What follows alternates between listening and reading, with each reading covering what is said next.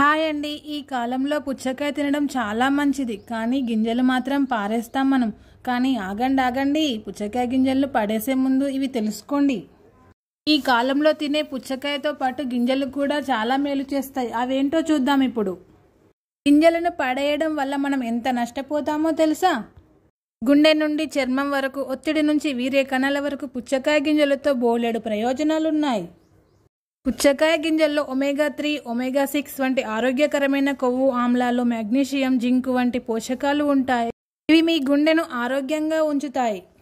ఈ గింజల్లో లభించే జింక్, సెలీనియం వంటి పోషకాలు రోగ నిరోధక శక్తిని పెంచేందుకు చాలా బాగా ఉపయోగపడతాయి. పుచ్చకాయ గింజల్లో పోషకాలు ఎక్కువ, క్యాలరీలు తక్కువ. బరువు తగ్గాలనుకునే వారికి ఇది చక్కటి ఆహార పదార్థం. వీటిలో ఉండే సిట్రలిన్ సమ్మేళనం రక్త ప్రసరణను మెరుగుపరచడంతో పాటు రక్తంలో చక్కెర స్థాయిలను నియంత్రించి డయాబెటీస్కు దూరంగా ఉంచుతుంది.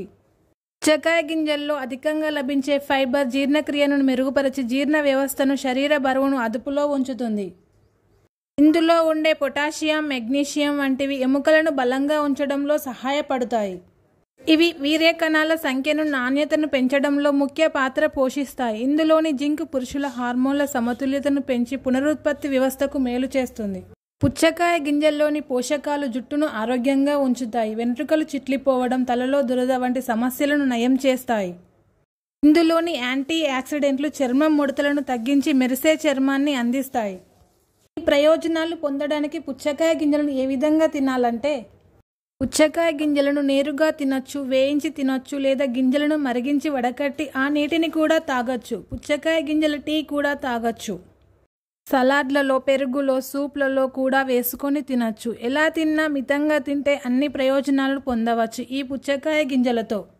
ఈ వీడియో కనుక మీకు నచ్చినట్లయితే లైక్ చేయండి, సబ్స్క్రైబ్ చేయండి. Thank you for watching.